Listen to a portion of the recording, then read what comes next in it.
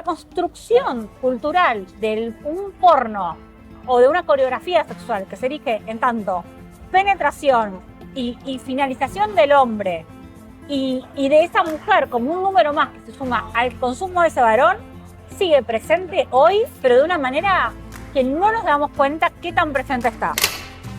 Tenemos adolescentes de 13, 14 años que se están diciendo sos un Virgo, sos un Virgo, sos un Virgo, y empieza la presión cada vez más fuerte porque volvemos a tratar de construir este hombre que desde el valor es el hombre que tiene sexo. Y la mujer desde el valor lo tiene, pero no lo cuenta, no lo disfruta, porque además la mujer que disfruta del sexo, que pide lo que quiere, que va para adelante, está mal vista.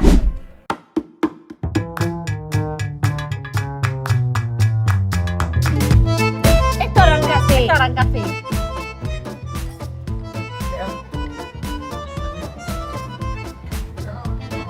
Estamos acá en el comedor de Narda Lefes. ¡Qué placer! Con esta invitada de lujazo que se llama, para quienes no la conocen, Florencia Freijó, que vamos a ver si la presento bien. Es politóloga. Muy bien. Autora de varios libros. He escuchado por ahí que la llaman fabricante de bestsellers. O sea, ella toca... Ay, qué feo igual.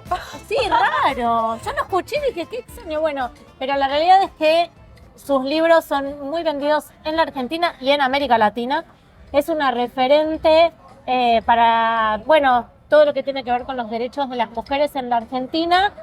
Y además ha sido distinguida por Amnistía Internacional por su incidencia en el debate público en relación a los derechos de las mujeres. Así que vamos a tomarnos un rato para, bueno, beber un vino, pensar, dialogar y escuchar a Flor Freijó. Así que muchas gracias por venir. No, gracias. Flor. Me gustaría empezar un poco por el principio de tu historia. Bueno, Sé que... sobre todo porque hay que recordar y recién empezamos a tomar vino. Claro, por eso, para no perdernos. Para no perdernos. Para no perdernos. Entonces arrancamos por el principio. Bien. El principio yo lo pondría en Mar del Plata, Flores de Mar del Plata. Total. Viene de vivió con su abuela materna y su abuelo. Ay, qué lindo que cuentes esto. Y Qué porque bien, que me investigues. gusta. Gracias por eso. Me gusta, siento que es lo mínimo que puedo hacer con las invitadas de Me gusta mucho, ¿viste? Cuando me presentan y todo eso, me cuesta como encontrarme con eso. Como que yo Claro. quiero hacer mi trabajo y Sí. por ahí no ponerle tanto el marco. Pero sí algo que me gusta de mi identidad y decir, yo me crié con mis abuelos. Bueno, Es lo que más me gusta de... Bueno, porque yo he leído varias de tus, no solo libros, sino bueno, artículos y materiales que difundís también en redes sociales. Y hay algo de tu historia, de tu origen, de haber vivido en el hogar con tus abuelos. Y hay algo también que me quedó, te diría como muy impregnado en la memoria cada vez que pienso en vos, que es tu abuela materna. Porque la has nombrado, supongo que tus primeros libros, y decís que, digamos, que fue una figura clave, no solo porque te crió, sino que fue una figura que se ocupó de todo aquello que era necesario para que otras personas pudieran ser autónomas. Sí, y creo que también lo más importante fue que yo aprendí a darme cuenta de lo importante que fue mi abuela de grande, de lo cual es triste, pero a la vez justamente eso habla de cuán invisibilizada estaba su tarea, al punto de que yo siempre idealizaba a mi abuelo, idealizaba a mi mamá, y en algún momento te das cuenta que la que está sosteniendo es tu abuela, y llegué, gracias a Dios, por suerte llegué a poder darme cuenta de esto con ella en vida, de manera de poder agradecerle. Claro, porque tal vez ni ella era consciente de su trabajo. Fue consciente después de leer Maleducadas. Para mí fue muy revelador llegar un día a su casa y encontrarme el libro todo marcado. Y ella me contaba, ya había pasado 2 años del lanzamiento de Maleducadas, y ella me contaba que todos los días a las 7 de la mañana, siempre mis 2 abuelos a las 7 de la mañana se levantaban y dedicaban una hora de lectura, ¿no? De 7 a 8. Que hacía el diario, una revista que se llama, creo que Semanario. o mi abuelo libros de historia, siempre el tema de la lectura estuvo, ¿no?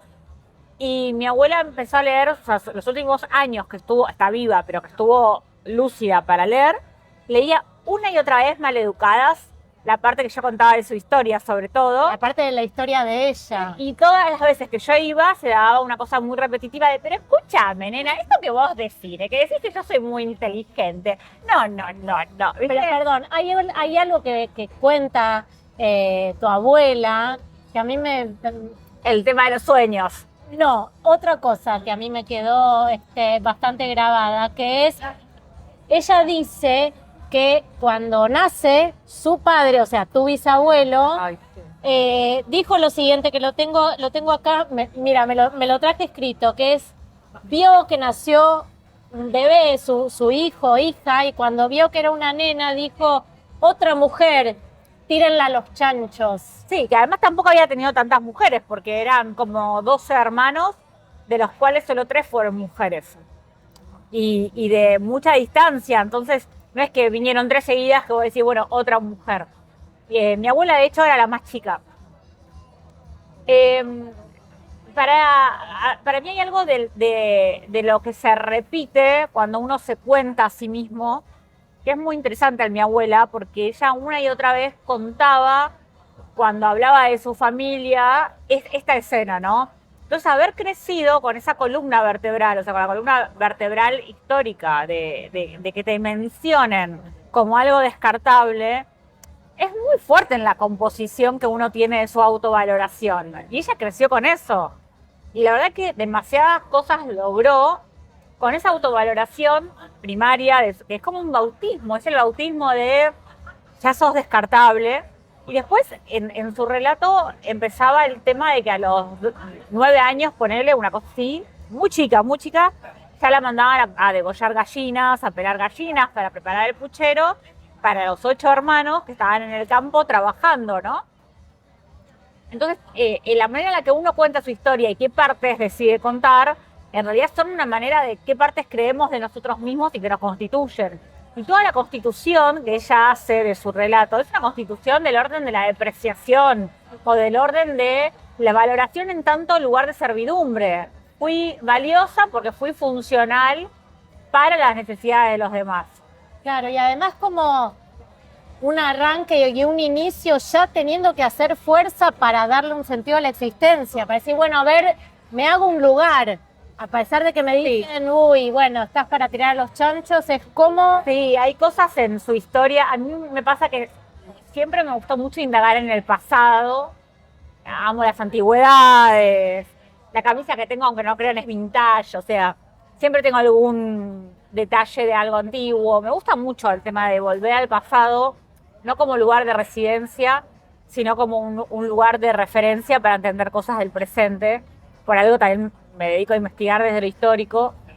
Y para mí, tanto mi abuela como mi abuelo, como cosas que después me fui enterando incluso de mi abuela paterna, me demostraban un patrón en el comportamiento que a veces catalogamos como excepcional. Y en realidad yo me di cuenta que mi abuela era la abuela de todas.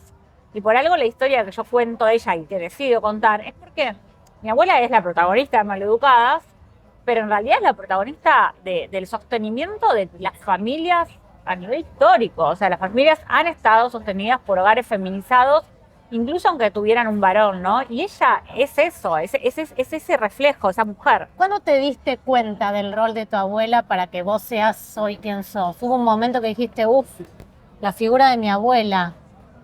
En realidad, debo decir algo, creo que ambas nos encontramos. Mi abuela tenía como una especie, no digo de rechazo porque siempre me quiso mucho, me cuidó mucho, pero era más por ahí lejana conmigo que con mi hermana, ¿no?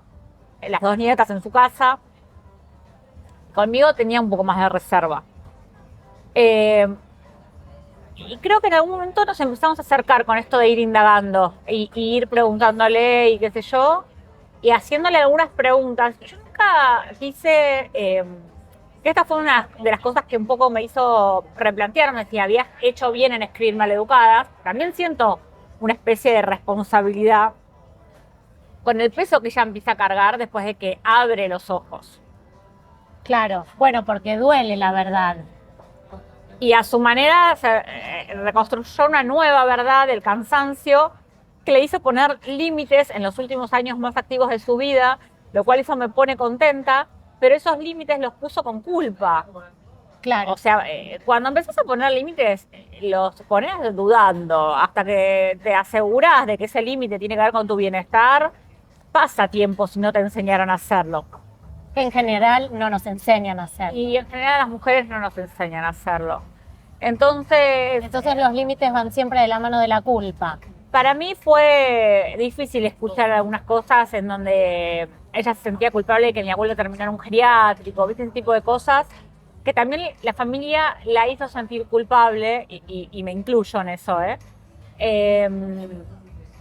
como que no se dio más. ¿Y por qué ella tenía que haber dado más, no? Si ella también es una señora mayor. Bueno, Y ella te crió porque tu mamá salía a trabajar. ¿Cómo era esa historia de las mujeres que crían, ayudan?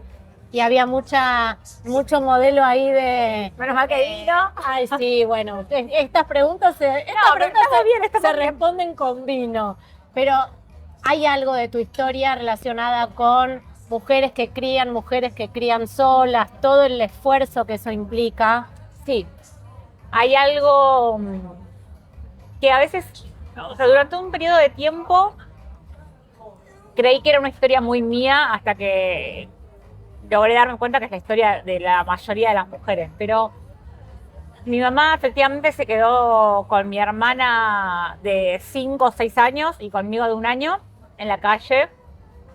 Obviamente mis abuelos la recibieron de una manera también como culpable, ¿no? De que ese haya sido su destino. Mi mamá hizo, no sé si la palabra es todo bien, pero mi mamá se puso a salir con una persona pública de prestigio. ¿Viste? No era el típico, bueno, jodete por haber elegido. Realmente era una persona que parecía un buen partido, como se decía en ese momento.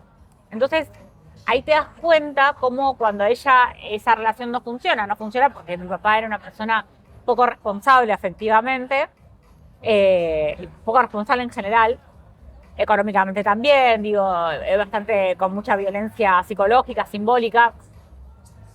Y cuando a mi mamá le pasa ese destino, la culpa recae sobre ella, y la culpa pública incluso, porque mi papá, como era de prestigio, eso no se quebraba.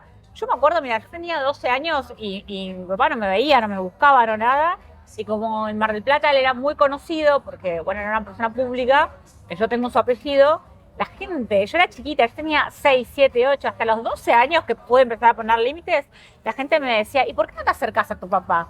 O sea, yo tenía con 7, 8 años, pero vos tenés que hablar con él. Yo me acuerdo de eso, o sea, gente diciéndole a una nena que la responsabilidad de que su padre se haga presente era mía. Entonces... o sea, mujeres con la responsabilidad de ocupar lugares que les corresponden y también con la responsabilidad de poner el límite, todo. Tal es así que yo a los 14 años voy y le toco la puerta de la casa de mi papá. Yo voy, o sea, a ver quién era, o sea, qué pasaba. Además que justo la ciudad estaba empapelada con su cara. Esto no lo conté nunca en ninguna entrevista, lo cuento en el libro, porque él se había postulado para intendente y además había sido mano derecha de Menem en La Rioja en el área de comunicación. Había trabajado para Duhalde, o sea, era realmente una persona había estado en la radio principal de Mar del Plata. Fue una época de mi papá con una vida pública muy fuerte, que también es muy fuerte el eco que después sucede en mi carrera y como politóloga. Ahí hay algo, viste, que vos decís, la raíz. Sí.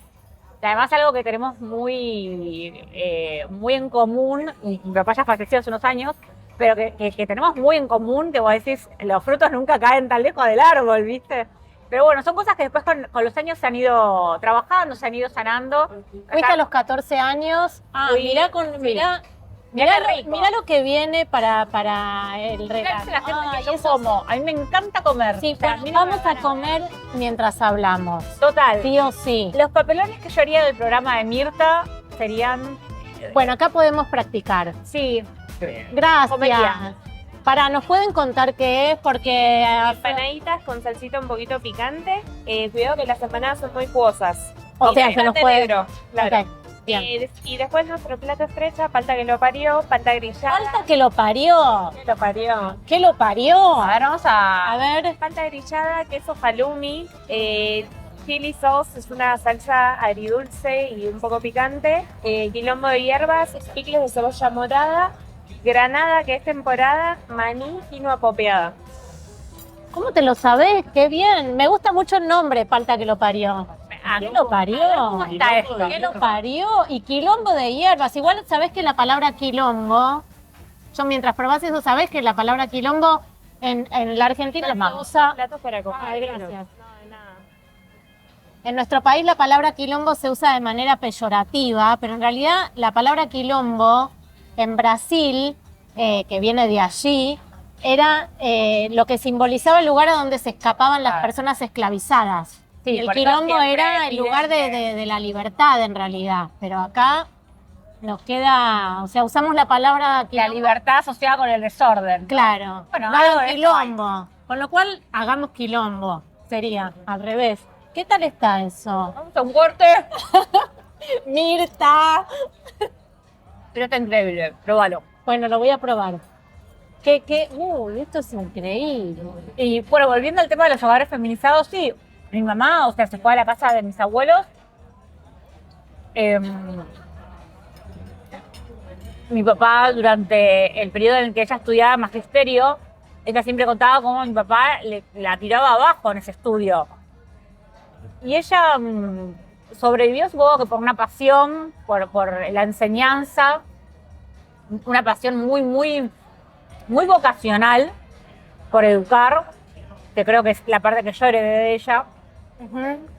Me Y quedé en los 14 años tuyos. ahí voy, ahí Ah, te voy a perdón, anexar, perdón, no me olvidé. No, tampoco. Y ella efectivamente se puede separar y puede empezar a tener un sustento económico gracias al acceso a la educación.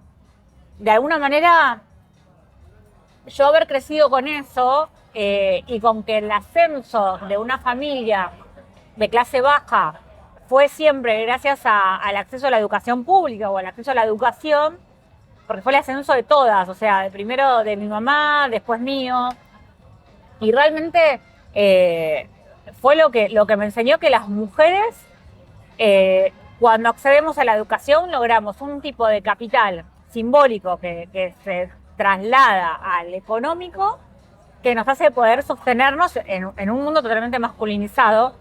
Y en este hogar, yo digo feminizado porque mi abuelo oficiaba de sostén de todo, mi abuelo de producción, digamos, del sueldo más importante, pero mi mamá con su sueldo, no era que usaba su sueldo para sus cosas. Yo me acuerdo de la cantidad de faltas que mi mamá tenía, de necesidades que pasaba, porque mis abuelos le hacían pagar todo mitad y mitad, como si ella pudiera. Le dice, bueno, te tenés que dar todo tu sueldo, te tenés que dar todo tu sueldo. Y esa fue la forma de castigarla también. Y yo crecí viendo una ¿Y el madre castigo por qué? castigada. El castigo era porque Quedaste sola con 2 hijas. claro.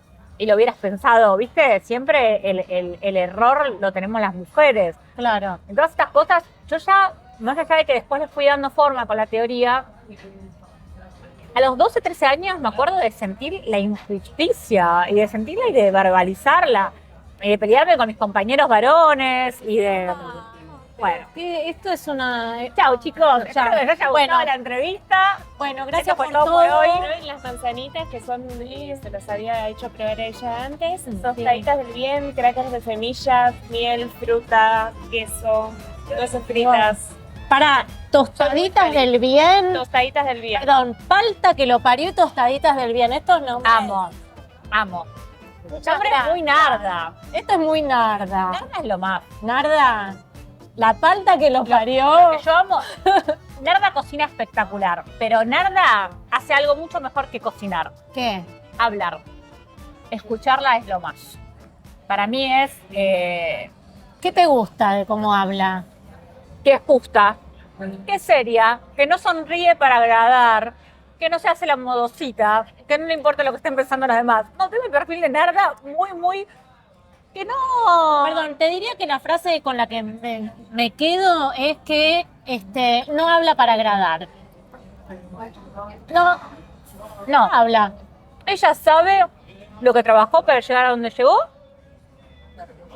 Ve muy bien es astutísima y no se come ninguna para no incomodar o para ver ahí lo que piensan de ella. No necesita que los demás piensen que sí es buena.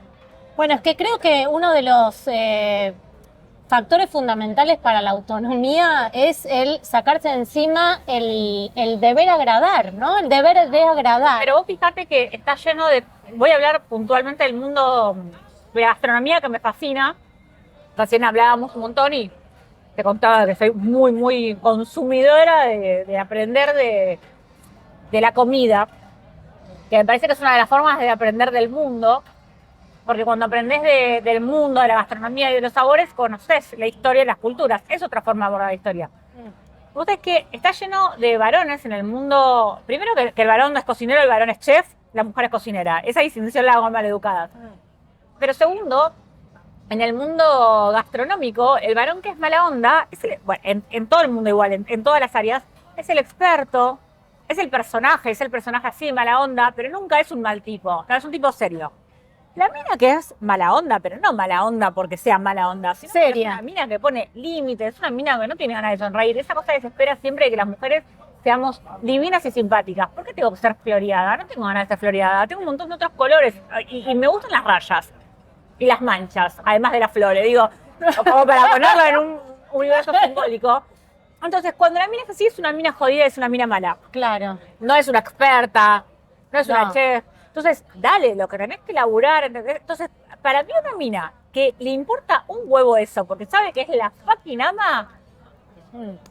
Claro, bueno, ahí entendemos Ahí entonces... está mi referente. Claro. Ahí está mi referente. Claro, bueno, ahí está el tema de los aplausos a Narda, que tiene esa actitud. Soy así, te gusta, no te gusta, te agrada, no te agrada, lo sé hacer muy bien.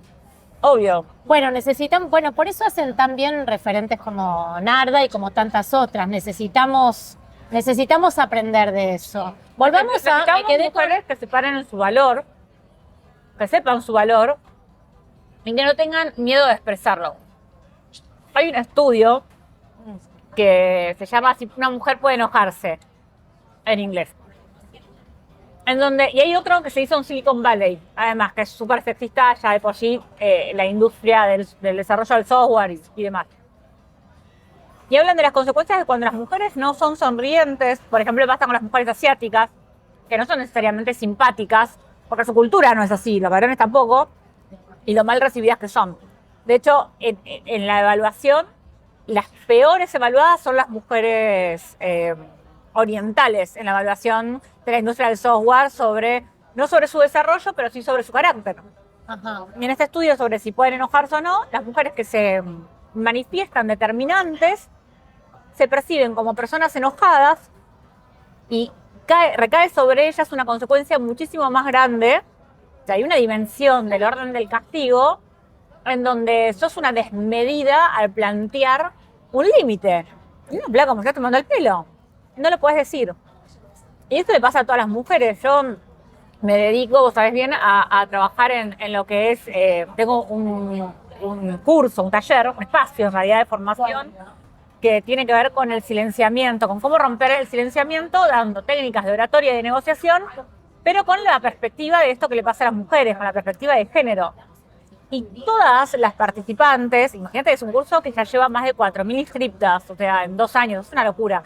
Todas las participantes manifiestan esto de que no pueden poner límites porque cuando lo hacen en sus trabajos son vistas como desmedidas.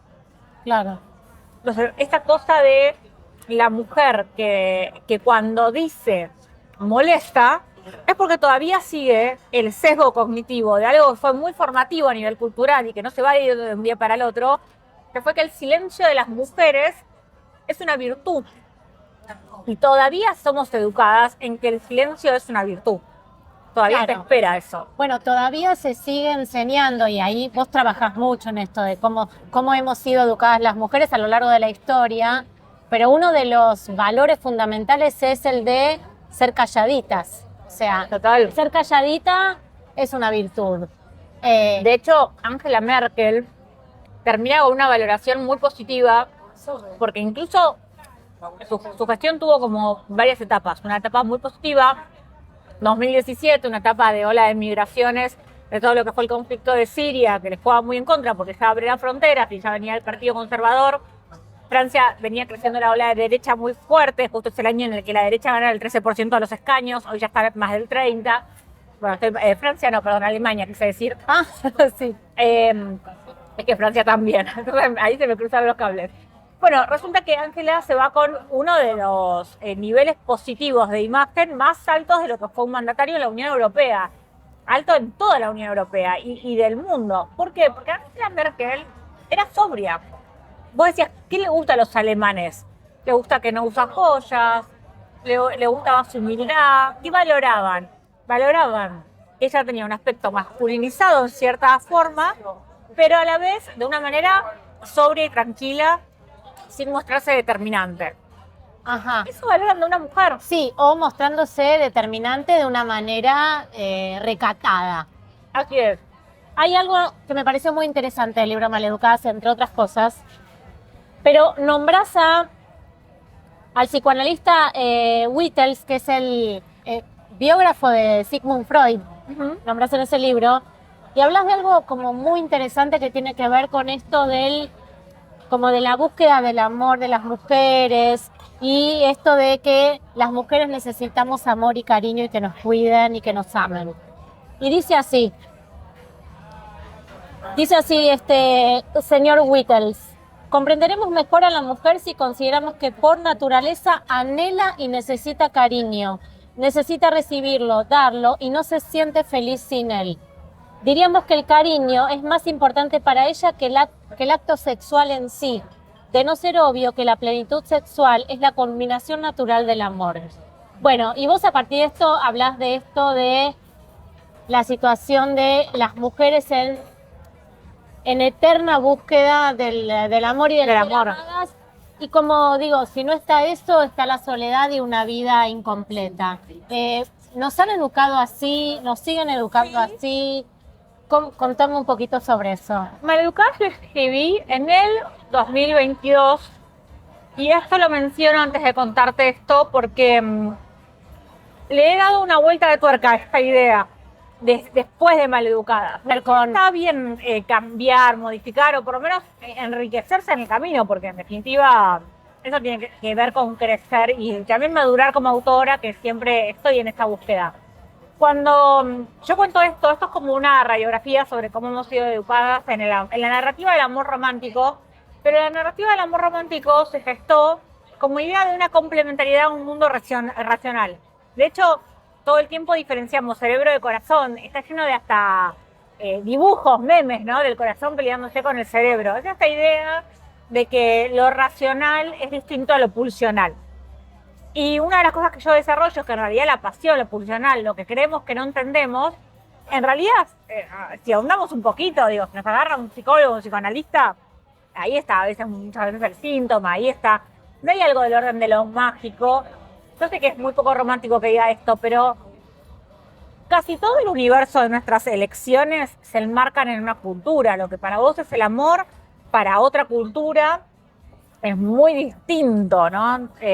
No sé, naturalizamos que sea amor genuino y libre, que un hombre pueda amar a una mujer de 20 años menos, pero si es al revés, nos parece extraño, no nos parece amor. ¿Por qué? Por cultura. Entonces, ¿cómo es? En un caso es amor verdadero y en el otro no. No, en realidad lo que hay ahí es una construcción cultural de qué es lo deseable, qué es lo que nos hace después desear y qué es lo que nos hace después elegir. Entonces, el deseo no es tan autónomo como creemos, de algo mágico de nosotros mismos que nos pasa. Después leer literatura sobre la vi, ¿no? Cortázar diciendo, te juro que he visto elegir a sus mujeres o las eligen como si se pudiese elegir. Bueno, sí, Cortázar, se puede elegir por suerte, porque podemos transformar también nuestro deseo, porque dentro muchas veces del deseo de las mujeres estuvo por años el deseo de parejas que eran violentas. Entonces, si yo salgo y le digo a la mujer, no, el deseo es autónomo, no le estoy pudiendo decir que puede salir de una estructura de deseo en donde desea a alguien violento. O sea, o se puede o no se puede. Entonces yo necesito decir que el deseo se puede reconstruir y resignificar. Dicho esto, cuando él habla de esto, es porque en la construcción histórica se generó la idea de que las mujeres solo podíamos ser especialistas de una fuerza de sostenimiento de lo vincular y de los cuidados, que es una fuerza desinteresada. A eso se le puso de nombre amor. Entonces el hombre tiene amor desinteresado y abnegado. ¿Por quién? Arredocente. ¿Por quién? Por sus hijos. No, por la patria. Ah, el amor por la patria. Entonces, la idea del hombre como hombre público y social, como ciudadano, también está la idea de amor abnegado y sacrificado por la patria. El hombre sacrifica a su familia para irse a un amor más importante, que además es más valorado a nivel social, que es el amor que se construye por la patria y que genera una reputación y una resignificación de qué es la masculinidad, de cómo construimos la masculinidad o cómo construimos al hombre. El buen hombre es el que ama a su patria más que a nadie. Sobre mi historia personal, mi papá, que era un hombre público, que haya dejado primero a su primera mujer con una hija y después a su segunda mujer, en el caso de mi mamá, con 2 hijas, por el bien de la patria, era algo bien visto, porque era un hombre trabajador. Entonces, por siglos nos erotizó el hombre trabajador, que vuelve a casa, pero que antes siempre creíamos que erotizábamos que el hombre vuelva. No, lo que erotizábamos era que el hombre vaya. Claro. Ojo con eso, porque seguimos diciendo, es que al final del día siempre vuelve a casa. No, me erotiza que se va a hacer la patria grande, como trabajador abnegado o como quien sea. Para al varón, ¿qué le erotiza al varón de la mujer? Eso está muy bien lo que preguntas. Esa es la pregunta final. Te erotiza lo que te dijeron que es válido socialmente sobre qué es una buena mujer.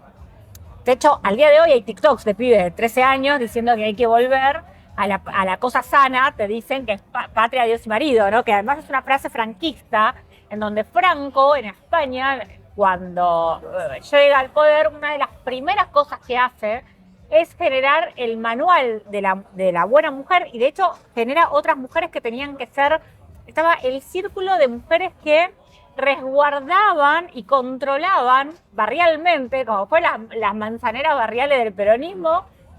Aclaro que son 2 figuras totalmente distintas, ¿eh? Las manzaneras fueron una gran figura de la política argentina. Pero vuelvo sobre esto. Estas mujeres controlaban que las mujeres vestieran de negro. Por más de 3 años, las mujeres tuvieron que vestir estrictamente de negro, peinarse sobriamente, se prohibió el maquillaje, el labial rojo que venía de los años 30, 40 y 50, cada vez fue más fuerte, como síntoma de libertad. Las mujeres se lo pintaban como revolución. Franco lo prohíbe, se prohíbe el labial rojo. Bueno, fueron un montón de cosas, pero ¿a qué voy? Hay muchos momentos en la historia en donde se ajustan las clavijas del corte de la libertad de las mujeres, y justo en donde se ajusta en generar un mensaje social estructurante, casi de moda, ¿sí? En donde el valor de la mujer pasa por quedarse en casa. Ahí sí, el valor no está en salir de casa, el valor está en quedarse. Claro, eso erotiza, esa mujer erotiza. Claro, porque eso significa que es una mujer válida socialmente. Y en general elegimos cosas en todo, por eso el boom del marketing, que ahora si querés hilamos sobre eso, pero digo, elegimos cosas que frente a los demás, a la mirada de los demás, nos hagan sentir parte, no condenados. Porque somos seres gregarios, nadie quiere sentirse afuera, queremos sentirnos adentro. Entonces, si a mí me dicen que dentro de la masculinidad, para ser un hombre válido, tengo que tener determinadas características, y como mujer, como para ser una mujer válida, ¿qué significa ser una mujer válida? Significa ser alguien deseable. Necesito todas estas características. Por supuesto que para los 7 años, como dice la revista Science, ya no voy a tener ganas de hablar demasiado en mi grupo de pares, no me voy a identificar con el arquetipo de inteligencia, voy a tratar de verme linda, voy a estar pendiente de mi cuerpo, porque todo se construye en la necesidad de ser deseable. Si soy deseable, gano. ¿Qué gano? Estar incluida socialmente, no tener la dimensión del castigo. Que vuelvo sobre esto, todo eso a la vez, entre comillas, es imaginario. Porque después te das cuenta que la dimensión del castigo, las mujeres la llevamos sobre nuestros hombros, seamos como seamos. Claro, o sea, por más que se construya el modelo de mujer que erotiza en el hogar, nunca cumplís con todo. Siempre es incompleta y siempre llevas la cruz del castigo. Con lo cual, vas a llevar la cruz del castigo de no tener, de no estar conectada con tus deseos, hay un castigo propio, pero además vas a tener la cruz del castigo de muchas veces quedar en relaciones de dependencia, en donde salir también tiene un costo muy alto. Para las mujeres, su autonomía históricamente tiene un costo alto. A mí hay algo que me parece muy interesante que vos has dicho en relación a la autonomía, que tiene que ver con que, digamos, en el varón la autonomía es algo que lo vuelve más fuerte, más potente, más interesante, despliega más. En cambio, la mujer con la autonomía tiene una relación mucho más conflictiva. ¿Cómo es ese trabajo? Digamos, ¿cuál es la relación de la autonomía de las mujeres a diferencia de los varones? Primero es esto, la autonomía estructural, de para cuál es mi deseo si tengo tantas existencias sociales. ¿Dónde estoy? Y cómo estoy cuando no puedo responder a ese deseo. De ahí ya empieza toda una cuestión durísima. Pero sobre todo porque por la dimensión del castigo, para la mujer conquistar su autonomía va a significar no solo sobreponerse a romper el mandato, sino sobreponerse al trauma. Que me parece importante mencionarlo. El trauma es todas aquellas vivencias que empezamos a transitar desde que somos muy chicas, que no vemos, pero que se inscriben igual en nuestra memoria corporal. El trauma primero es el miedo. Saber que a partir de los 7 años nuestra mamá nos dice no te quedes con este primo, no te quedes con el tío. Empezar a tener este miedo, los abusos, efectivamente, que para los 13 años ya algún compañerito te tocó y a las autoridades del colegio no les pareció tanto, que ya te ridiculizaron si dijiste algo, que ya te trataron de puta, que ya tus compañeros hablan de tu cuerpo y de tu sexualidad de una manera que vos no podés hablar de esa misma forma con tus amigas sobre ellos.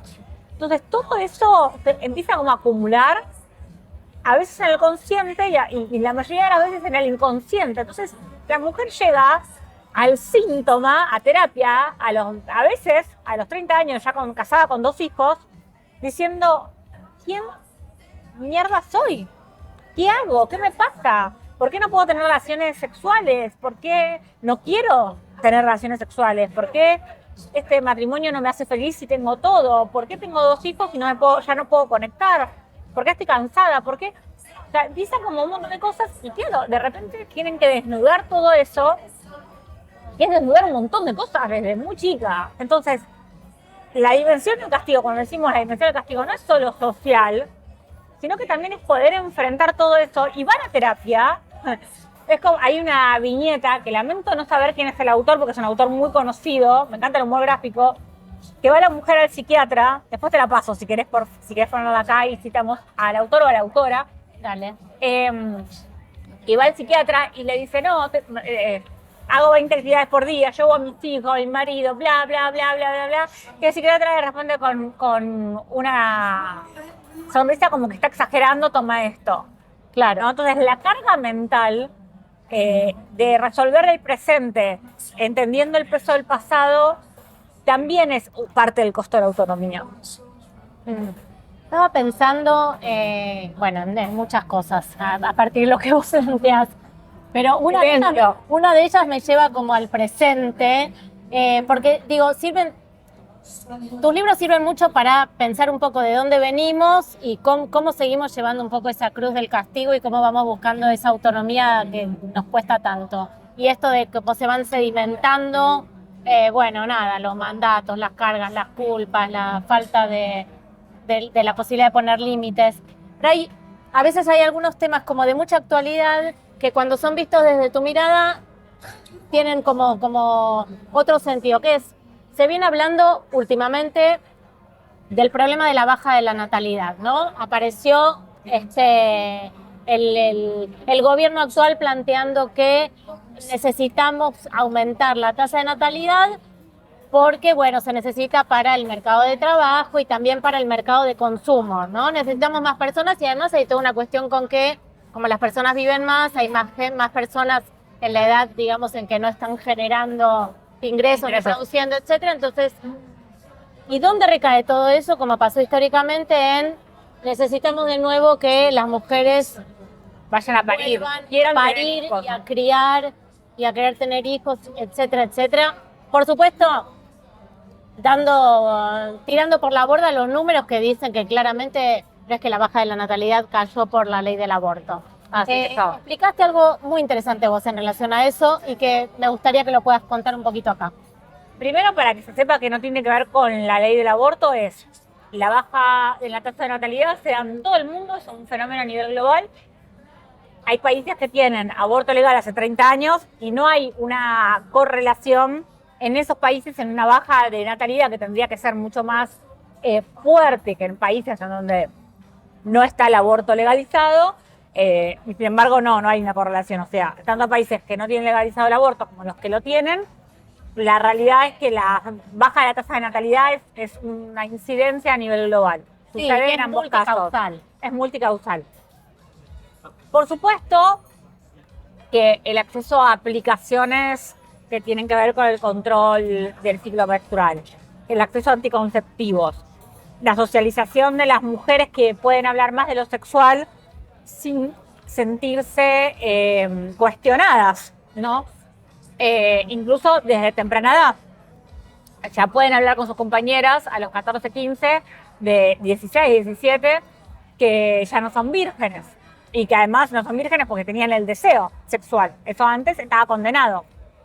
Yo tengo 38 y en mi generación estaba cuestionado. Entonces se dieron cambios muy rápidos en un corto periodo de tiempo para lo que es el tiempo histórico, social.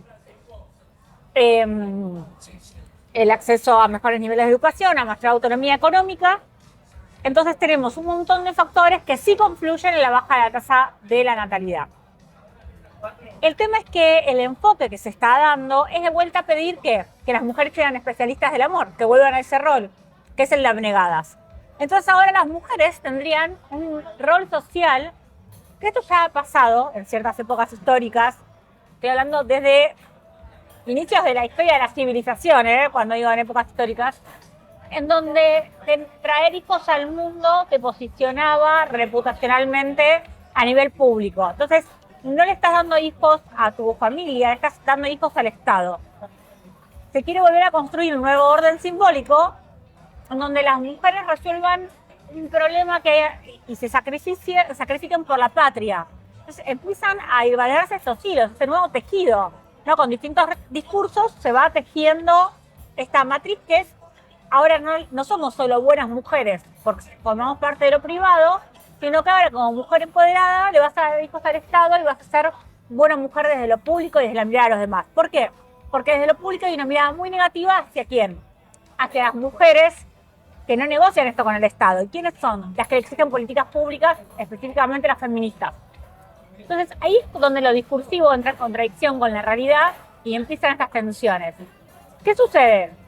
Que nuevamente no ponemos el foco en lo que sí nos haría desear tener hijos, que yo creo que realmente hay mujeres que quieren tener hijos, pero que no, hay muchas que no, que se han escindido del mandato, que está buenísimo, porque ninguna persona tendría que llegar al mundo sin ser deseada por alguno de sus padres, pero en un momento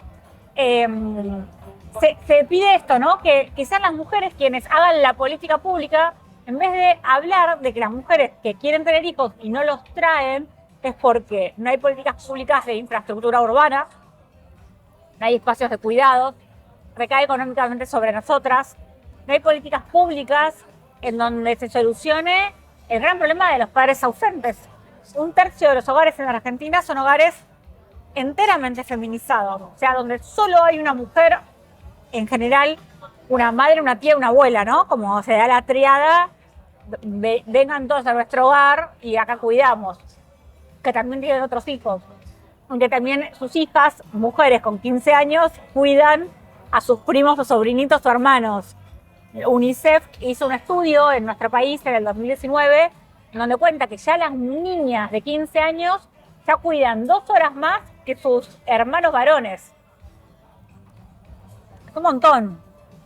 Entonces, la feminización de los cuidados, en un momento, es una carga tan grande que decimos basta, y está muy bien decir basta, y espero que no cedamos, y creo que en algún momento se va a buscar realmente creo que se va a buscar la represión y la criminalización, que es algo que me tiene muy preocupada, de quienes hacemos un discurso feminista, porque realmente el discurso feminista va a ser considerado un atentado a la patria. Claro. Estoy absolutamente convencida de que va a ser un atentado a la patria. Me impacta lo que estás planteando porque pasaron tan solo 2 años. Parece que estamos hablando de otra era, de otro país.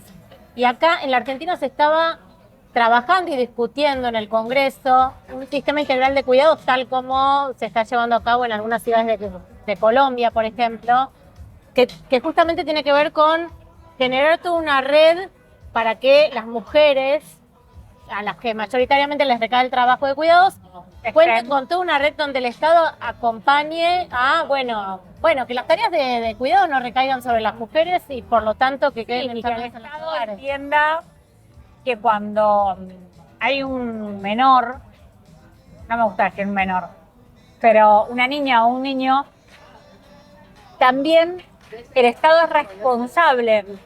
Vos sabés que la otra vez hablaba de esto, ¿no? El dicho reza que para criar a una persona hace falta un pueblo. Creo que tiene que ver con esto de que sea un poco individualista, no solo desde las infancias, digo, hay un enfoque o un discurso individualista de que, bueno, si tuviste una persona con discapacidad. Bueno, lo que pasó, Sí, no, y no. esto es tremendo, digo, No, es hoy responsable. lo escuchamos, es muy reciente. Este caso de, digo, para que quede claro, un caso de una mujer que tiene un hijo con autismo que va a hablar con un funcionario público del Ministerio de Salud, creo, Encargado de la sección de discapacidad. claro, entonces le planteé el tema de, bueno, se están desmantelando las políticas, los planes de discapacidad, y el funcionario le dice, no es mi problema si tuviste un hijo con discapacidad, el Estado no se tiene que hacer cargo de esto, y entonces... Y además, acá dicen algunas cuestiones más cuestionables, que también es el aumento de discapacidad en ciertas zonas por el sistema productivo, porque también hay que empezar a hablar de esto, de la denuncia que hacen las madres de pueblos fumigados. En Argentina tiene provincias en donde los índices de discapacidad son mucho más altos. ¿Por qué en Salta y en Jujuy los índices de discapacidad son más altos que en provincia de Buenos Aires? Digo, ese tipo de cosas no las podemos no analizar colectivamente o desde las políticas públicas que se dan a través de los años. El acceso a vacunas, el acceso a cuidados. O sea, Sí, todo lo que tiene que ver, no solo paraguas un poco más sí, amplio. claro, como que las políticas no solo desde qué se hace con personas con discapacidad, sino a nivel como preventivo y analizar las causas. Desde la ciencia política, y esto no tiene que ver con un enfoque ideológico, porque seguramente esbozarlo hace que una persona que se enmarca dentro de lo que hoy se llama liberalismo, que tampoco es liberalismo ideológico, pero digo, dentro de lo que está sucediendo en nuestro país, diría que mi enfoque es de zurdita o ese tipo de cosas, pues, bueno, de gente realmente muy ignota. Pero desde la ciencia política como teoría hablo, cuando hablamos del Estado y aprendemos qué es un Estado y cómo el Estado pasó a ser un Estado formal, una de las cosas que entendemos es que las decisiones que toma un Estado, que son mucho más allá de un gobierno es un periodo de tiempo, un Estado es lo que construís en 300 años de democracia en este caso, o de modelo formal. Son decisiones que tienen una influencia clave, poniendo una responsabilidad en la sociedad y en lo que van dejando. Entonces, pensar que el Estado no tiene responsabilidad no es solo porque tiene la responsabilidad ética o moral, sino es porque hay decisiones del pasado que efectivamente afectaron a lo que hoy creemos que son decisiones individuales de las personas. Entonces, el Estado tiene una responsabilidad histórica por las malas decisiones que muchas veces tomó y no puede lavarse las manos. ¿Cómo se sigue activando, pensando, generando estrategias, acciones concretas, acciones colectivas en un contexto tan hostil donde desde arriba nos baja un discurso, una narrativa que dice el Estado no se tiene que ocupar de estas cosas, las mujeres vuelvan al hogar porque necesitamos más pibes? ¿Cómo hacemos? Mira, no voy a hablar por mí, voy a hablar por otra teórica. Yo tengo una postura muy contraria a lo que ella dice. Y cada día estoy desconfiando más de lo que yo pienso que de lo que ella dice. Silvia Federici es una de las sociólogas más importantes que hay, que analiza esta cuestión hace muchos años. reconocida en el campo internacional del pensamiento sociológico. Hace muchos años fui a un seminario de ella, te estoy hablando 12 años, 13 años, y le doy para firmar un libro mío, y como no tenía un libro, otro libro, y era para una amiga que estaba acá en Buenos Aires, le doy un cuadernillo de la ONU. Y ella me dice, no, yo eso no te lo firmo. Me dice, yo no firmo nada que venga de la ONU. Yo me quedé, ¿no? ¿Cómo la ONU? O sea, digamos, la política, Después la escucho y me doy cuenta que ella es muy anti-Estado. No anti-gestión pública, anti-Estado. Y a mí me hizo ruido, porque imagínate, politóloga, súper recontrademócrata, te diría que hasta conservadora en algunas cuestiones estructuralistas. Ella siempre dice que el feminismo, para que funcione, no tiene que ir a pedirle nada al Estado. Yo dije, no, pero se necesitan las políticas públicas, es necesario. A mí, lamentablemente, año a año la experiencia me empieza a decir... ¿Sabes qué estoy pensando? ¿Qué? Decís esto y solamente pienso en algo que tiene que ver con la institucionalización del feminismo. Viste que en la Argentina veníamos, vamos. Cuando logramos ingresar en la función pública y se creó por primera vez el Ministerio de las Mujeres, Géneros y Diversidad, algo se rompió.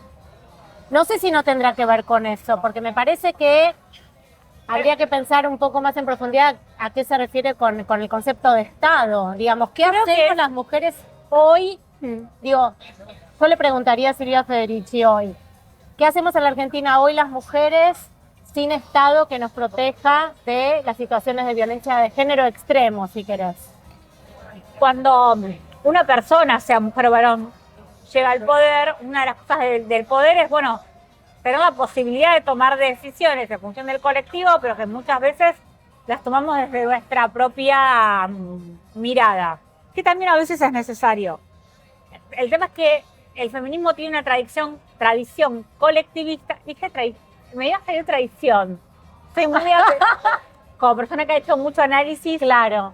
Bueno, pensemos qué habrás querido decir con traición. No, te lo puedo contestar. Contéstamelo.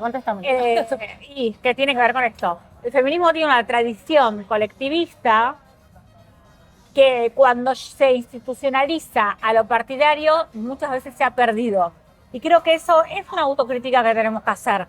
No como forma de argumentar las consecuencias de lo que estamos viviendo hoy, no. Sino como forma de mejorar las prácticas de acá al futuro. O sea, sería que el mejor lugar para los feminismos es el lugar de la protesta, de la cuestión disruptiva, del trabajo en otras...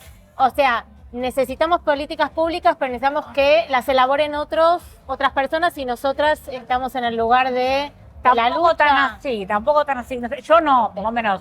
Digo, me interesa incorporar otras opiniones. La de Silvia Federici me parece muy loable. Yo sigo siendo muy institucionalista de base, es mi manera de ser.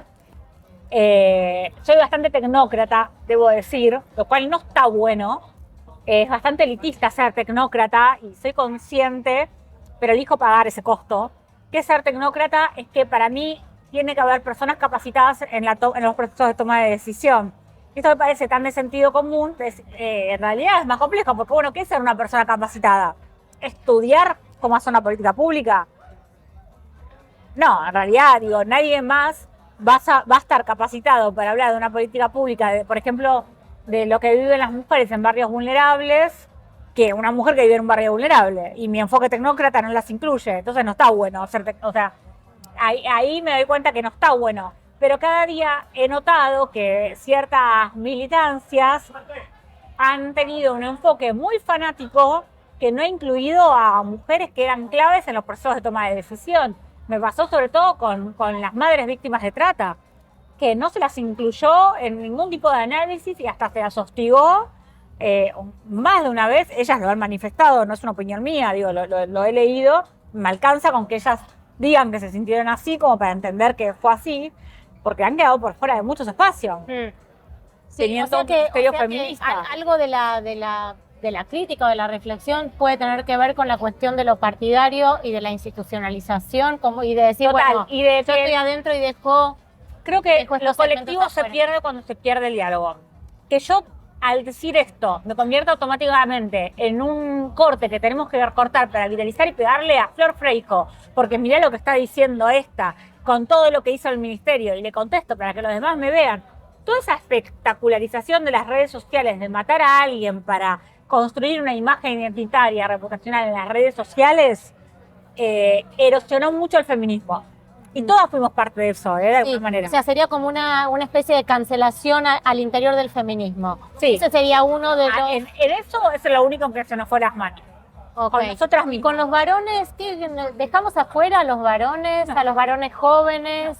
Hay esto, bueno, lo pregunto siempre en estos encuentros, que es, Amo las ¿nos, uvas. Se nota, ¿nos ¿no? pasamos 3 pueblos? Perdón, ¿me puedo Señora Uva, ¿nos hemos pasado 3 pueblos, los feminismos? No hay nada que pueda comer más que uva y queso. Entonces Es mi combinación favorita porque de la aparte, vida. tenemos que decir que esto fue una sorpresa. Nos trajeron lo que Yo mañana vengo a dar otra nota. No sé quién me va a entrevistar, pero yo me siento acá y con uvas y queso. con uvas y queso. Uvas, queso y vino. Mal. Bueno, tiene que ver con la historia, ¿no? Sí, mucho. Por supuesto. Yo juzgo a la gente por cómo come. Tengo que decir.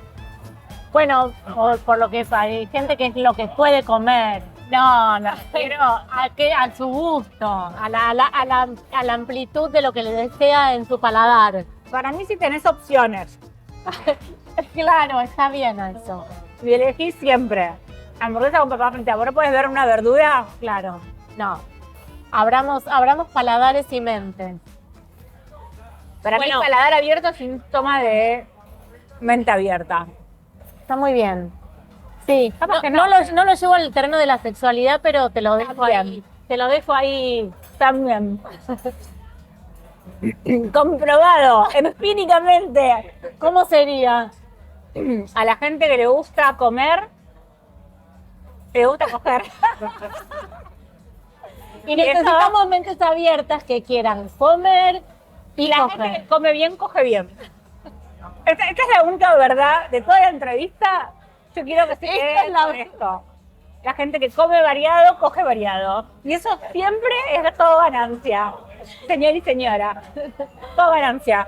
Y aparte, estamos hablando, porque ¿cuál es nuestro objetivo? La autonomía y la libertad, con lo cual queremos generar esto, mentes y personas que tengan paladares abiertos y sexualidad también libre. Por favor. Bien, vamos a pasar a otro tema. Tranqui. A otro tema mientras Los vos hablas temas que de tiré. sexualidad. Y... Hablemos de sexualidad, hablemos de sexo. Hablemos de sexualidad. Yo iba a hablar de dinero, pero hablemos de sexo. Hablemos de sexo. Te preguntará. Hablemos de sexo. A ver, ¿cuánto afectará? Es muy raro lo que voy a preguntar, pero me lo tiraste así muy en el aire porque me lo preguntaste vos y yo te hago una respuesta. Digo, ¿cuánto afectará esta oleada antifeminista, antiderechos, anti-woke, anti-libertad de las mujeres, la necesidad de mujeres procreando en la sexualidad de las mujeres? La sexualidad de las mujeres sigue lamentablemente condicionada, no tanto, digo, ha ido cambiando. Pasa que a veces tenemos como una mirada muy de mujer de ciudad y de consumo de protagonista de Netflix, te digo como usina cultural Netflix, ¿no? Y que en realidad no es lo que pasa en la realidad. Las mujeres siguen a veces con miedo de ir al ginecólogo, ¿no? O con miedo de tocarse las tetas para ver si tienen un bulto. Con el autoexamen mamario, viste que vos decís, todavía esto sigue muy presente porque está todavía la idea, por eso yo sigo machacando con esto y a veces me dicen, ay, pero eso ya pasó. Claro, ya pasó para los que estamos acá en Instagram, pero yo te puedo asegurar que todos los días me llegan mensajes de mujeres que tuvieron su primer orgasmo a los 50 años, porque gracias al movimiento feminista, sin nombrarse feministas, lograron entender que el sexo formaba parte de algo que las constituía como seres deseantes, que no se lo habían permitido nunca, porque consciente e inconscientemente seguían relacionando la sexualidad como algo del orden de ser mala mujer, el disfrute de la sexualidad, como algo del orden de ser mala mujer. Lamentablemente, si volvemos a esta idea que lo veo en TikTok, pero estoy hablando, señor y señora, usted que no tiene TikTok, entra a TikTok y en los primeros 10 videos virales que le van a aparecer, le va a aparecer un varón o incluso una mujer, lo cual es peor, hablando de qué es ser una mujer de valor. Y dentro de esa mujer de valor, una de las características que se enuncian es la mujer que no ha tenido muchas experiencias sexuales. Son pibes de 12, 13 años, 14, 15, diciendo, lo ideal es una... si vos querés mantener tu mundo económico estable y querés tener equilibrio en tu vida, tenés que tener disciplina. O sea, son gurús, pibitos que son gurús del desarrollo y la optimización de la vida. Otra cosa para hablar, ¿no? ¿Qué es la optimización de la vida? ¿Qué es la eficiencia? Estamos todo el tiempo hablando y construyéndonos como seres productivos, en vez de como seres que disfrutan. Eso también es importante. El hecho de que el disfrute ya no sea más político, que lo es, por supuesto, pero que no sea considerado como algo del orden del derecho como persona, y que se enuncie así, es tremendo. Y que además se naturalice como discurso, ¿no? Hoy hablábamos, tenemos hijos chicos, y hablamos del hecho de cómo están todo el tiempo sobreexigidos y parece que estuvieran más conectados con el disfrute y sin embargo no, están todo el tiempo conectados con la frustración, con el dolor, porque es increíble, pero el discurso dio vuelta planteando que ya no es posible, no solo el placer de las mujeres, tampoco es posible el placer de los varones, porque los varones tampoco cogen por placer, o sea, desmontemos este mito. El varón coge por productividad, porque no todos, por supuesto. Usted que ya se está agarrando los pelos, porque yo ya lo conozco, usted que está pensando, esta chica que está diciendo, qué retrógrada. No, señor director, yo le estoy diciendo una verdad que está sucediendo en la vida de los adolescentes y personas de menos de 25 años, que también podemos hablar por qué consideramos a personas de 20 a 25 años como adolescentes. Pero dicho esto, muy rápidamente, quiero decir que seguimos entendiendo el consumo de la sexualidad desde algo del orden del rendimiento. Mirá, te lo voy a contar sin hablar de hombres y mujeres.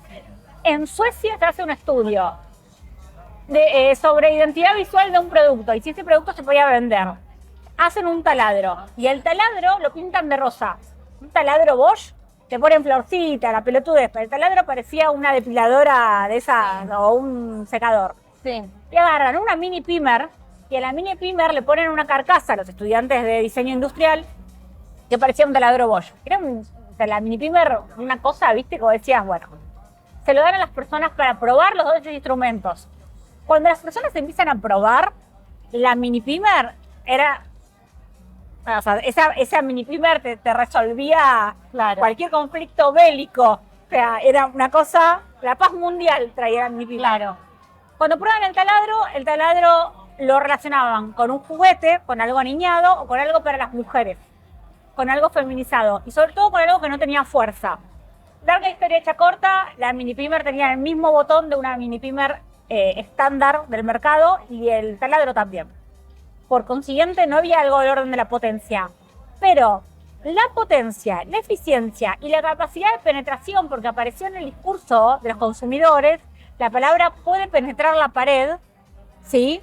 O puede penetrar los alimentos. Entonces era no puede penetrar la pared y era puede penetrar muy bien los alimentos. Entonces la palabra penetración como orden de la eficiencia apareció de una manera increíble. Y si uno es un poquito en lo discursivo, que está en lo semántico, en lo simbólico, no es tan raro. Todavía cuando hay dos lesbianas teniendo sexo, se cree que no tienen sexo porque no hay penetración. Y sí los varones tienen sexo porque hay penetración, porque todavía se considera el orden de la eficiencia y del disfrute como algo del orden de la eficiencia de la penetración. Sí. De hecho, si vas a la cama con alguien, te frotás, te tocas, qué sé yo, y no hay penetración o no hay orgasmo masculino, se siente que no hubo sexo, que no terminó la situación. Y en realidad el sexo forma parte de la conexión de la sexualidad de dos personas, más allá de la coreografía sexual que está instalada a partir de lo que nos enseñó el porno. La construcción cultural de un porno o de una coreografía sexual que se erige en tanto penetración y finalización del hombre y de esa mujer como un número más que se suma al consumo de ese varón, sigue presente hoy, pero de una manera que no nos damos cuenta qué tan presente está.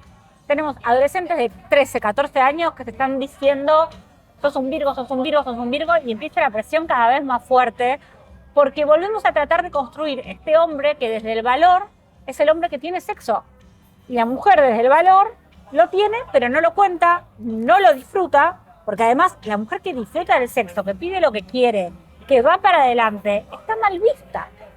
Sigue estando Entonces, mal vista. Y la sexualidad del varón está asociada a la penetración. A la eficiencia de haber consumido un número determinado de mujeres. O sea, si estuviste con 10, sos un capo. Eso sigue presente. Sigue presente y además, ¿no está pasando un poco que, yo insisto con la cuestión de la política y la actualidad, pero no lo puedo escindir de ahí? Si estamos todo el tiempo recibiendo esos discursos de los niños y niñas envaselinados y la penetración y te lo hago por atrás y todo el tiempo la cuestión de la fuerza, la virilidad, la penetración y de ahí a un pasito al abuso sexual y a la violación. El campo semántico construye sentido y esta batalla es semántica. Cuando se plantean estas oraciones casi como tópicos del orden del marketing, estás hablando de eso. En realidad lo que estás diciendo es que lo que importa es domar al otro, penetrar al otro, querer coger al otro. Sí, en definitiva tener control sobre el cuerpo del otro. Totalmente, totalmente. Y además hay algo implícito que tiene que ver con infringir dolor. O sea, yo tengo control no solo por tu posesión, sino porque vos estás sufriendo con esa posesión y hay dolor. ¿Por qué? Porque no hay consentimiento. En realidad, el último eslabón es el de que no haya consentimiento. Y ahí está el control. Sí, o sea, el último eslabón es la simetría de poder. Yo tengo poder Siempre. sobre él. No hay una Siempre. cuestión de simetría. Ahí, Totalmente. y ahí está el patriarcado, porque es la simetría de poder. Totalmente. Pero me parece que lo más problemático es que esto se construye y las mujeres aprendemos a gozar también así. Hay algo... Bueno, esto que estás diciendo es la otra vuelta de tuerca. Esto es súper importante. Súper importante lo que acabas de denunciar. La erotización con el dolor y con el lugar de objeto. Sí, obviamente, porque como construimos deseo en función de lo colectivo y en función de lo público, eso es como un gotero, ¿no? Y en un momento todo eso construye incluso lo que nos excita. Y si aprendemos a excitarnos con el dolor y con la desconexión de nuestro cuerpo y de lo que queremos, porque, a ver, todos nos erotizamos con el sentirnos deseados. Si el camino para eso es el camino de la sumisión, me erotiza representar ese lugar de sumisión. Y termina habiendo deseo desde ahí. Es un deseo real, es un deseo... Bueno, yo no me preocuparía tanto si el deseo es real o si es irreal. Es el deseo que está, es el deseo construido. La pregunta no es si el deseo es real o no es real. La pregunta es qué marcas, qué enseñanza, qué trascendencia le deja a la mujer, ¿no? Sí, yo creo que la pregunta un poco es también, si vamos hacia el lado del consentimiento y las violencias, es cómo registramos hasta dónde hay deseo y hasta dónde hay sometimiento y tolerancia a algo que en realidad es violencia. Me parece Total. que es muy complejo y también Y es muy además, complejo pensar Es complejo salir de eso, porque para salir de eso tenés que asumir en la cantidad de lugares que te expusiste o que te expusieron, que no tuviste la posibilidad de decir o hacer algo, o que incluso fuiste responsable, ¿no? Y asumir eso como algo, viste, que me pasó, te vuelve a enfrentar con el trauma o se resignifica una experiencia que por ahí no la asumías como problemática, aunque está en lo inconsciente y en lo sintomático, y de repente esa experiencia sale a la luz. Esto pasó con el movimiento feminista a partir del 2017, a partir del 2015, pero sobre todo con el 2017-2018, que se empezó a hablar tanto de autonomía de los cuerpos y autonomía sexual. A mí me escribían muchas chicas que me decían, hoy me doy cuenta que tal experiencia fue abuso. claro. Y todo el mundo decía, bueno, pero ¿qué? ¿Entonces todo fue abuso? No, no es que todo fue abuso. Es que estamos inscriptos en una conducta en donde el abuso forma parte del ejercicio de lo erótico. Y ahí te quiero ver. Bueno, por eso, y volvemos todo el tiempo una y otra vez a los feminismos y a las políticas públicas y a la política en sí misma, perdón. porque el retroceso Buen tema. de la educación sexual integral tiene que ver con esto, o sea, es tan importante Con no dar información. enseñar, claro, para tener las herramientas de poder detectar cuándo es violencia y cuándo no. Total. O decirte nuevamente que sos muy exagerada, evaluando eso como abuso, cuando en realidad hay consentimiento. Todavía hay muchos grises cuando hablamos de llegar a una relación sexual consentida y que sucedan dentro de esa relación sexual consentida situaciones no consentidas, ¿no? Bueno, pero si yo accedí a esto, bueno, me tengo que hacer cargo. No, pueden pasar cosas dentro de la relación sexual que son abuso. Sí, incluso que estés casada con esa persona, ¿eh? Bueno, eso es lo más difícil de identificar. Sí. Y por otro lado, también digo, las herramientas de la educación sexual integral y de lo que se viene hablando con los feminismos, que es decir, bueno, por ahí hubo consentimiento hasta acá y en un momento me arrepentí y dije, ya está. Total.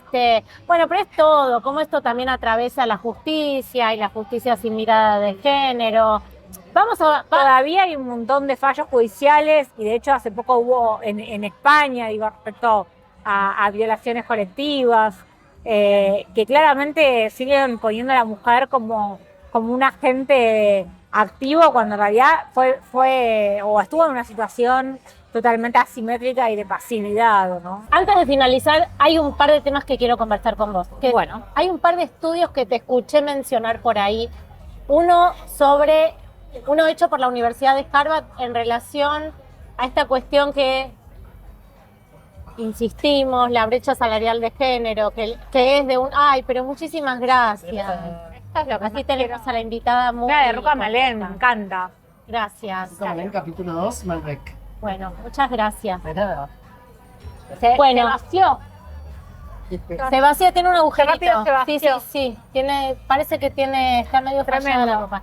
Bueno, la cuestión es así. Te escuché decir por ahí que mencionaste un estudio de la Universidad de Harvard en el que se profundizaba sobre las cuestiones de cómo negocian las mujeres a diferencia de los varones, qué es lo que pasa con la brecha salarial de género en relación al origen, este síndrome del impostor, de todo el tiempo necesitamos como mostrar el abanico de credenciales de nuestras formaciones para poder acceder a determinado puesto de laburo o cómo hacemos la credibilidad. Eso. En realidad, Harvard lo que trató de ver era por qué existía la brecha salarial y si realmente era por algo de los mismos reclutadores que ofrecían un salario inferior y sobre todo tratar de indagar sobre esta hipótesis de que las mujeres negocian mal o negocian desde una especie de disvalor personal. Lo que encontraron es algo muy interesante, que es que en realidad las mujeres no es que se consideran menos valiosas o parten de un pedido salarial inferior porque tienen menos necesidades económicas, sino que saben que en el mercado laboral van a tener que lidiar con las tensiones de la mal llamada compatibilización. La compatibilización es esta idea de que vamos a tener que cuidar y trabajar y que muchas veces ambos mundos no conviven. Entonces compatibilizarlos es o generar toda una estructura de cuidados que pueda sostener nuestra vida profesional, entendiendo que en algunos momentos esta vida profesional, el acto del colegio, el pibe que se enferma, la madre que se enferma, porque también cuidamos a adultos mayores, va a verse, ¿no?, como ralentizada por las tareas de cuidado. Sí. Entonces, sabiendo eso, nosotras, y esto es real, nosotras sabemos que somos menos competitivas en el mercado. Sobre todo los puestos de toma de decisión más altos, los puestos de toma de decisión en general, importantes, más altos, que nos ponen en un lugar de dedicación que muchas veces es muy difícil de llevarlos a la vida personal, ¿no? O sea, que ambos mundos convivan. Si encima sumamos que cuando nos divorciamos, los chicos quedan en el 90% de los casos en el hogar maternal, realmente sea por maternidades en soledad o maternidades compartidas, pero en donde los pibes en general están con la madre por el trabajo de los padres, sabemos que estamos en una estructura en donde el mundo profesional se nos presenta de una manera más lento. Entonces negociamos menos salario para volvernos más competitivas. Tal es así que en la Pero escala ¿cómo sería? salarial ¿Negociamos menos salario para volvernos más competitivas? sabemos que si en nuestro eslabón laboral la escala salarial va de 30 a 40, pedimos 25 para que nos contraten. Y esto vos lo planteás que en el estudio lo que se menciona es que es casi anticipatorio, o sea, Es yo me totalmente adelanto, anticipatorio. como sé que en algún momento Es totalmente me va a caer anticipatorio esa carga. y de hecho es tan así que incluso a veces en los mismos reclutadores, si las mujeres piden lo que tienen que pedir es a ver si realmente o sea, tienen que tener mucho más que un varón promedio para pedir lo que un varón promedio pide. Entonces en el mismo reclutador hay algo anticipatorio, porque sabe que la mujer sabe erróneamente que la mujer le va a generar un problema. Porque en algún momento su vida personal va a ver afectada su vida profesional. Claro, y es interesante pensar esto que no es solamente relacionado con la cuestión de la maternidad, históricamente, digamos, como peso sobre la historia de las mujeres, sino también se empezó a visibilizar un poco más lo que tiene que ver con los cuidados de las personas adultas mayores. Sí, pero también con el Después hecho de son que las sos una mujeres las que- potencial madre, ¿eh? Digo, con Claro. 30 años, si no sos madre, no estás casada, no tenés hijo, en 10 años lo vas a hacer. Mientras estés construyendo tu carrera en un puesto de decisión, de gerencia. Entonces, Sí, hablando de o cuestiones... sea, perdón, Sí, no te contratan porque sos madre, no te contratan porque en algún momento vas a ser madre. Claro. Es tremendo. claro. Entonces es anticipatorio y las mujeres, por las dudas, ya van negociando... Obviamente, porque Por hay, menos. hay algo del orden de la condición de lo femenino, de lo que se considera lo femenino. De hecho, hay varias mujeres que, justo hace un tiempo vi una entrevista que decían, yo no quiero ser madre. Claro. Y no le creen. No, bueno, dicen que no quieren, pero en algún momento van a ser madres. ¿Y qué hago como empleador? Bueno, porque sigue pasando y cuesta creerlo, pero es así, bueno, y más en estos tiempos, que es que para el varón no es un problema, o sea, Es que de está al hecho revés, no lo va a es. querer ganar más, va a trabajar más para ganar más. Exactamente. De hecho, hay un estudio que yo cuento en Maleducadas en donde el varón cuando se convierte en padre, automáticamente la misma empresa solidariamente lo ve como alguien de mayor autoridad y bueno, es un hombre, ¿no? Claro. Un hombre de familia ahora. Necesita ganar Tal cual. En trabajar cambio, la más. mujer es como, a ver cuándo nos empieza a fallar como empleada. Es muy injusto. Es muy injusto, pero lo peor, y esto se relaciona con lo que veníamos hablando inclusive de la sexualidad, es que lo internalizamos. Entonces lo vamos... Sí, y que tanto reclutadores, hombres como mujeres, porque esto no es de los hombres contra las mujeres, digo, hay reclutadoras mujeres que son así. Yo tuve jefas así, yo conocí mujeres así. Entonces, que realmente, bueno, pero yo tengo objetivos comerciales, yo contrato a un varón. Como mujer que tengo objetivos comerciales, perdón, pero me Claro. salvo a mí misma, ¿no? No contrato a una mujer porque un varón va a ser más productivo que una mujer. Tremendo. Tremendo, y pensaba, esto me lleva de la mano al tema del dinero, que también es un tema bastante tabú, el dinero, la ambición. Para las mujeres tabú. Para las mujeres, por supuesto, sí. Las mujeres ambiciosas, las que quieren, queremos, o sea, el dinero es mala palabra, es rara, la mujer que quiere ganar guita. Escuchaba ayer en una entrevista a Julia Estrada, la economista que estaba en Futuro con Mengolini, y planteaba que ahora, digamos, como el foco de la ganancia está puesto en el mundo de lo financiero, es ahí donde las mujeres directamente casi no ocupamos ningún espacio. O sea, el mundo de las finanzas está muy masculinizado y hoy por hoy además están como revitalizadas estas figuras de la masculinidad ligada a lo financiero, al trabajo de ganar el dinero fácil. Yo no coincido en ese sentido con el enfoque de Julia, que muchas veces he coincidido. Si bien, a ver, el mercado está masculinizado en general, en realidad es que en el mundo de las finanzas se está evidenciando un crecimiento expansivo de las mujeres que es notorio, ¿eh? Y esto te lo puede decir, de hecho, Sabrina Castelli de Mujer Financiera, o sea, que está en el mundo de las finanzas y no de la economía. Porque realmente hay algo también del sesgo y del estereotipo, pero también en el que hemos sido socializadas, en donde las mujeres tenemos un comportamiento en las finanzas que es un poco más conservador, que supone menos riesgo, pero que también sugiere mejores rendimientos en el largo plazo. Entonces, necesitas de los dos perfiles, porque en un comportamiento en el mundo de las finanzas, necesitas de la variación en el comportamiento. No puedes tener ni a alguien muy conservador ni a alguien muy agresivo, necesitas a ambos. Sí, Porque hay un tipo de finanza para cada necesidad. Entonces, el mercado puntualmente de las mujeres en el mundo de las finanzas se está expandiendo un montón. Son decididas, de hecho, analizo muy por arriba esto, y uno de los datos que son muy reveladores es que cuando una mujer es asesora dentro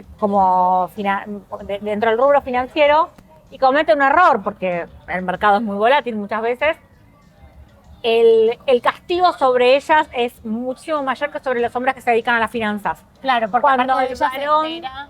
Cuando el varón comete un error de las finanzas, bueno, es el contexto que es muy complejo. Cuando la mujer lo comete es porque es una pelotuda que no sabe nada. Claro.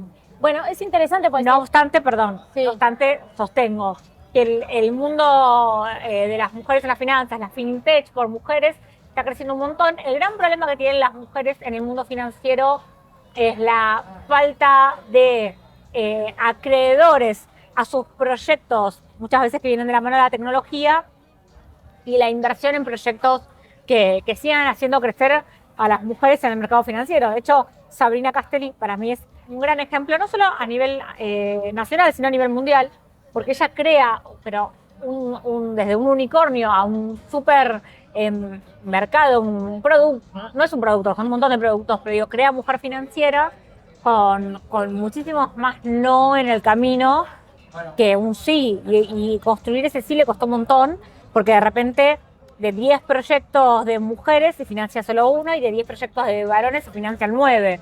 Entonces, realmente creo que va más por ahí, pero mujeres en el mundo de las finanzas está creciendo mucho. sí, bueno, es interesante visibilizarlo. Estaba pensando también en un Siempre, estudio perdón, que a leí nivel hace poco. proporcional, ¿no? A nivel de cuántas mujeres están, pero Claro. si analizás desde ese lugar, sí está creciendo mucho. Claro, sí, pues leí hace poco un estudio de Walla que tenía que ver con cómo invierten las mujeres a diferencia de los varones. Y entonces lo que planteaban es que las mujeres invertimos en monto el 40% menos que los varones, ¿no? Cuando invertimos.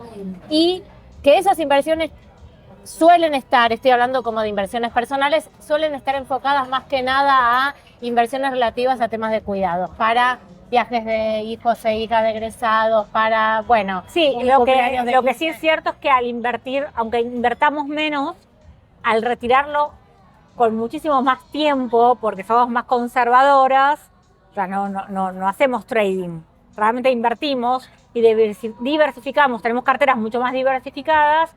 Después, no es que ganamos más, pero realmente ganamos para nuestros objetivos, que a veces son cortitos en el sentido que son chiquitos, pero digo, ganamos lo que necesitamos ganar y cada vez lo vamos practicando mucho más y vamos socializando esa educación financiera, básicamente por este comportamiento que para mí mal llamado conservador, pero bueno. Bueno, voy con un estudio más y después vamos a las cortitas finales. Vamos a algo que se llama... abrigó. Algo que escuché por ahí también, porque alrededor tuyo escucho información sobre muchos estudios de los que partís para plantear algunos temas. Algo que se llama la maldición de los premios Oscar, que yo la voy a anunciar y vos la explicás, pero es algo así, como que aquellas mujeres actrices que han ganado premios Oscar, en general, se han divorciado, se han separado, han roto sus parejas mucho antes que todas aquellas otras actrices, mujeres que fueron nominadas pero que no ganaron. ¿Qué quiere decir con esto? Lo explica Flor Ferrer. Sí, es un estudio que hizo la Universidad de Columbia, que a mí me parece un delirio hermoso. El momento en que una persona dice, ¿por qué no estudiamos qué pasó con los divorcios de la mujer? O sea, ya, digamos, llegar a querer investigar eso, porque no es algo evidente. La persona esa estaba bajo los efectos de alguna sustancia, pero nos trajo algo muy interesante, que es que estudió todas las nominaciones durante 30 años, fijándose, de actrices en papeles primarios y de reparto, ¿no? En papeles secundarios. Y si estaban en pareja en ese momento, cuánto tiempo llevaba y cuánto tardaron en separarse las que ganaron efectivamente el Oscar, que por supuesto le generó mayores oportunidades y visibilidad, por ende mayor necesidad de dedicación al mundo profesional, y cuánto tardaron en divorciarse o en separarse quienes no habían ganado. De hecho, el estudio se llama La maldición del Oscar. ¿Y qué pasaba con los varones también? Los que ganaban y los que no ganaban. Y descubrieron que las mujeres que ganaban el Oscar se divorciaban aproximadamente 5 años antes, o se separaban 5 años antes que las que no lo ganaban. Un promedio de 5 años antes. Y que esto se debía particularmente a algo que sufren las mujeres que llegan a posiciones de poder. Esto, hay una serie nórdica que lo ilustra muy bien. Borgen. Borgen. Bien. Muy bien. Entonces, esto, digamos, es algo que todas las mujeres que tienen un lugar de representación, de voz, de autonomía económica, de un mundo en donde sus necesidades no pasan solo por la construcción de una pareja, o de hecho la construcción de la pareja no pasa desde un lugar de necesidad, sino que lo que quiere es un par, no la ven como una buena mujer o la relación se diluye. Voy a agregar algo a eso. Eso sería pensar que quien se va de esa relación es el varón o la mujer que... Porque, Me gusta bueno, lo que decís. porque por ahí lo que estamos pensando, podríamos pensar que aquellas que se separan son las que dicen, ¿sabes qué? Tengo el premio Oscar. Besito. Es que sí, por supuesto, pero igual yo creo realmente que a mí me importa enunciarlo desde un lugar de exclusión, más allá de que ella tenga el lugar de decisión, porque muchas veces se separan no queriendo dejar de ser amadas. La actriz Ana Millán, es una actriz española que amo, ella dice que ella es una mujer muy fuerte, muy poderosa y muy autónoma en la expresión de sus intereses, de su discurso. Y ella dice, muchas veces las mujeres que parecen más fuertes o que son más fuertes son justamente las que más necesitan un partner, o sea, un compañero, ser amadas, ser acompañadas, porque tienen sobre sus hombros también la dimensión del castigo social de ser quienes son, ¿no? De estar en procesos de toma de decisión, de estar en una empresa. Entonces, no tener o sea, que las mujeres que están en esos lugares no puedan tener un compañero que esté a la altura de acompañar el proceso de las mujeres que están teniendo autonomía a nivel social y cómo la sociedad las excluye, para mí forma parte de la dimensión del castigo, incluso aunque sean ellas las que decían divorciarse, ¿entendés? Claro. La realidad es que todavía hay muchas mujeres que más allá de que ellas elijan separarse o romper ese vínculo, lo hacen con el sufrimiento de saber de que no pueden encontrar un varón que no conciba el amor como un lugar en donde la mujer tiene que dar de sí misma de un lugar abnegado. Porque si no es mala en la familia, ¿no? Es mala madre, es mala esposa, porque no se le sigue pidiendo que se dedique de una forma que cuando está dedicada a su vida profesional está descuidando a la pareja. Sí. Entonces empieza el castigo de la infidelidad, el castigo del maltrato psicológico, el castigo económico, un montón, el castigo del silencio, el castigo del varón que se siente menos varón ante una mujer con poder. Y esto es algo que molesta, porque vos lo decís y enseguida los varones te dicen, yo no hay nada que quiera más, esta chica está muy equivocada. Siempre está el varón que necesita ponerse en primer lugar en el comentario de Instagram para mostrar que eres el hombre del mundo que quiere algo distinto. Buenísimo, Carlos, te felicitamos. Correte, que necesito visibilizar esta situación, que es que las mujeres efectivamente hablas con ellas y no hay quien no te diga, está bien, yo tengo un compañero, pero veo a mis amigas y sé que es difícil que tengan un compañero. Incluso las que lo tienen, lo saben. O sea, el hombre que es compañero de verdad, incluso sabe esto. Sí, mis amigos son unos pelotudos, te dicen. Sí, mis amigos se divorciaron cuando la mujer empezó a tener poder de decisión, cuando empezó a decir que no, cuando la mujer los mandó a cagar. Bueno, Flor, vamos con las cortitas del final, porque nosotros si no seguimos hablando y hablando y hablando. Total. Bueno, muy cortitas. ¿Qué mujer te marcó? Bueno, mi abuela, que estuvimos hablando, por supuesto, pero un montón. Amo la música y siempre me gustaron mucho las artistas mujeres. Vino mucho de eso antes que el feminismo, antes que el feminismo, digo. Así que la historia de muchas mujeres del mundo de la música me marcó. ¿Cómo se llama tu abuela? Tita. O sea, una mujer que te marcó es tu abuela Tita. Sí, las mujeres de la industria audiovisual, para decirlo en general. Mi abuelo, otra Tita. Mi abuelo me hablaba siempre de Tita Merelo. Tita Merelo estuvo muy presente en lo discursivo en mi crianza. Sí. Lo más difícil de criar sola. Lo más difícil de criar sola es también lo más fácil, que es no tener que repartir el peso. Claro, no lo repartís para lo bueno, no lo repartís para lo malo. y a veces es un montón de peso y a veces es más fácil tomar decisiones sola, por supuesto. Entonces, Bien. bueno, el cansancio. La ¿no? mejor lección que le enseñaste a tu hijo Gael. El amor al arte, el amor al arte, o sea, ama el arte, es súper artístico, así que eso. Pero a nivel más humano, en realidad creo que lo más importante que le estoy enseñando es algo que estoy aprendiendo yo ahora, que tiene que ver con vivir el momento presente, con conectar con la respiración, con el cuerpo y con el ver el todo, ¿no? Esta cosa de, si me está yendo mal ahora en esto, todo es una mierda, no, bueno, pará. Esto, observar los pensamientos, eso. Le estoy Bien. enseñando a mirar cómo se habla a sí mismo. Ajá, como si pudiera verse más en perspectiva. Bueno, ok, me hablo Algo como el así. culo. Bueno, ok, apareció este pensamiento. Ok, pero ¿qué puedo hacer en función de lo que para mí es importante? El pensamiento está, no se va a ir. Ok. ¿Qué te salva? Terapia. Terapia, la música y escribir. Ah, por Dios, eso. Me salva escribir. ¿Qué les decimos a las pibas que creían que podían cambiar el mundo? Que se organicen. Que lo pueden cambiar, pero no solas. ¿Qué es la libertad? Un deseo imposible sobre una ilusión individual que en realidad tiene una influencia colectiva en donde nunca vamos a decidir desde la autonomía. Por lo tanto, tenemos que entender que lo que tenemos son cuotas de libertad y no una libertad total dentro de un sistema. Tranquila, definición. Sí, pero estuvo clarísima. Cuotas de libertad. ¿Qué es la libertad? Cuotas. Cuotas de libertad. La tensión entre cuotas de deseos. ¿Qué te asusta? La muerte, como cualquier persona normal, por supuesto. La muerte, la finitud de la vida. Pero creo que hay algo que es todavía más terrible, que es no haber disfrutado la vida.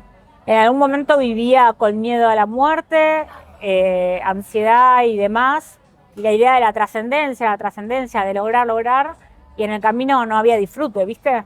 Entonces, hoy ya la muerte deja de rondarte tanto, hasta ahí, la neurosis está siempre, pero la muerte deja de afectarte tanto cuando aprendes a aferrarte al disfrute del presente.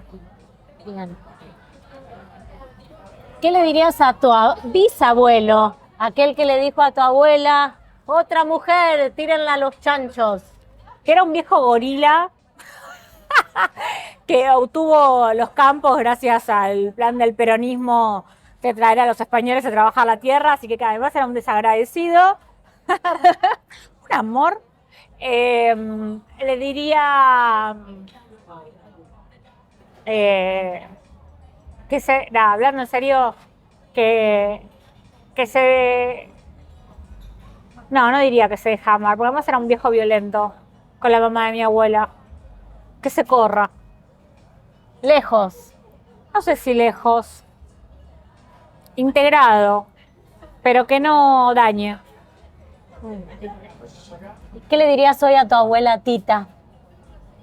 Se lo he dicho en vida, por suerte. Así que eso creo que es de las cosas más hermosas y de los regalos más lindos que tuve en la vida. Gracias. Gracias. Inmensas. Y que ojalá se viera a través de mis ojos. Se ve. Yo creo que logró verse un poquito y ya eso me alcanza. Sí, con la lectura de tu libro a las 7 de la mañana. Sí, seguramente. Que fue una mujer enorme y que fue mucho más de lo que la vida le dio. Así que para mí hay algo ahí mágico en ella, que fue realmente mágica. Ahí estamos. Bueno, y la última, ¿cómo te definirías? Florencia Freijó es...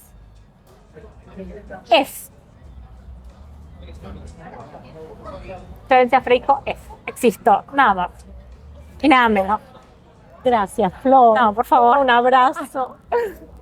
Ay, la abuela Tita. La abuela Tita. Hemos terminado.